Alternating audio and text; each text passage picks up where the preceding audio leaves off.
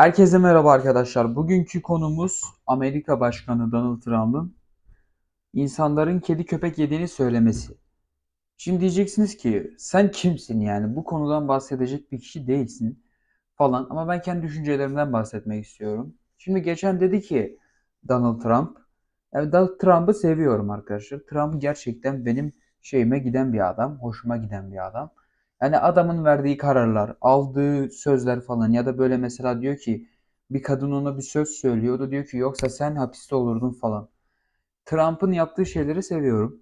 Orayı ayrı tutuyorum. Bir de Kamala Harris var. Kamala Harris de ayrı bir kişi. Kadın o da. Şimdi kadının tipine baktığım zaman tipini görüyorum. Böyle bir Amerika başkanı tipi var kadında. Ama Trump şimdi ben Amerika halkının şöyle yapacağını düşünüyorum. Belki Amerika halkı diyecek ki ulan bu yavşak geldi. Şimdi bir kısım diyecek Trump için. Bu yavşak geldi bize böyle böyle yaptı bir zamanlarda. Şöyle yaptı böyle yaptı diyecekler. Ama Kamala Harris belki de ilk defa başkan olacak. Bunlar da diyecek ki tamam biz bunu denedik. Trump'ı biliyoruz nedir. Bir kısım Trump'ı seviyor, bir kısım sevmiyor. Kamala Harris şu anda %47 olarak önde. Donald Trump da %43 herhalde. Yani anketler öyle gösteriyor. Kamala Harris'in geleceği düşünülüyor ama Kasım'daki bu seçimden sonra göreceğiz arkadaşlar. Bakalım ne olacak, ne bitecek. Ben çok merak ediyorum. Şimdi gelelim asıl konuya. Donald Trump Haitili göçmenler için diyor ki siz diyor kedi köpek yiyorsunuz. Siz şöyle yapıyorsunuz, böyle yapıyorsunuz. Şimdi Trump baya bir iddia, şov falan yapan bir adam. Hatta adam bazen diyor ki küresel ısınma diye bir şey yok. Çinliler dünyayı yönetmek için, Çinliler dünyadaki neydi? Hiyerarşiyi yapmak için kendi güçleri elinde bulunsun diye böyle bir yalan atıyorlar diyor Donald Trump. Şimdi doğru da söylüyor olabilir. Çünkü yani biz nereden bilelim yani? Belki biz kandırılıyor da olabiliriz yani. Belki adam bizi kandırıyor olamazlar mı? Düşünün. Şimdi mantıksal olarak düşündüğümüz zaman hani belki de kandırılıyoruzdur. Neyse buraya boş verin arkadaşlar. Biz daha bir Amerika şeyine girelim. Şimdi bana soracak olursanız Amerika güzel bir ülke. Amerika'ya gitmek, şimdi git sokaktan beşini çevir, 5 kişiden dördü gider. Dördü der ben gitmek istiyorum Amerika'ya. Ha bir kişi de işte vatanını çok seven, ne bileyim şöyle konuşan insanlar olur.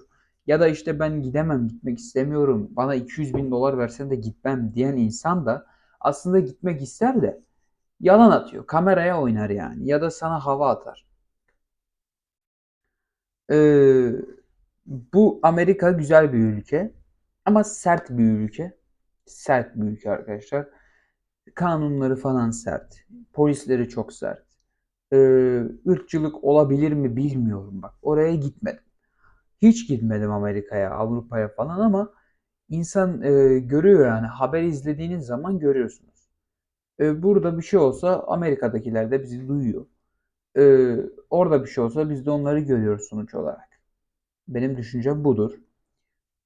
Şimdi benden büyük olan bir insan belki beni izlerse bu çocuk boş konuşuyor diyebilir ama içimdekileri söylüyor. İçimden bir şey geliyorsa onu söylüyorum. Şimdi Amerika başkanına geri dönelim. Amerika'nın başkanına. Şimdi biliyorsunuz Forbes dergisi her zaman e, Putin'i dünyanın en güçlü listesinin başına genellikle koyuyor başlarına falan. Putin de iyi bir adam. Şimdi Putin de seviyorum arkadaşlar. Kendi düşüncem bunlar.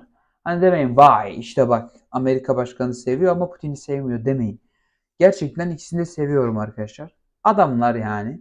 Ee, Yapacağımız şey şu arkadaşlar bizim. Amerika seçimini bekliyoruz.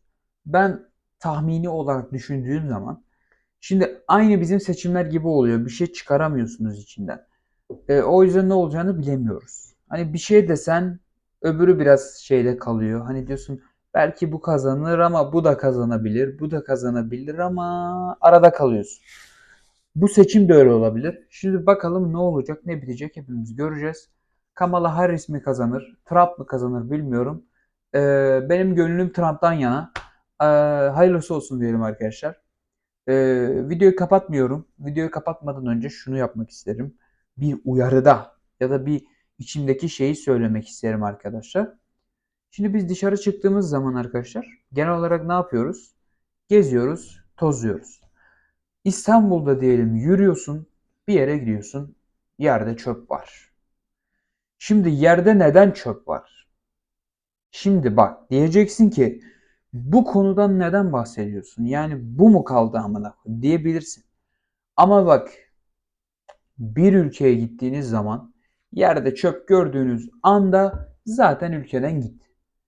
Neden bunu demek istiyorum arkadaşlar? Ben hiçbir şekilde kimseyi gaza getirmiyorum. Kimseye bir laf atmıyorum.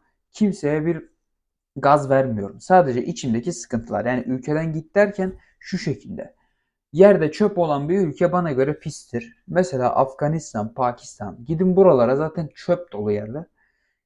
Ama Almanya ile Pakistan'ı karıştırın zaten yapılmaz bile de. Hani kendiniz dersiniz zaten. Şimdi sabah işe gidenler var ya da okula gidenler var, kendi işini yapanlar var. Bunlar mutlaka bir yere çıkıyordur evden. Yerde çöp görüyordur ya da kavga eden insanları görüyorlardır. Bu tarz kişileri çok görüyoruz. Peki Amerika'da bu nasıldır? Amerika'da gerçekten böyle mi? Herkes birbirine savaşıyor mu? Yani sokağa çıktığı zaman milletin yüzü asık mı?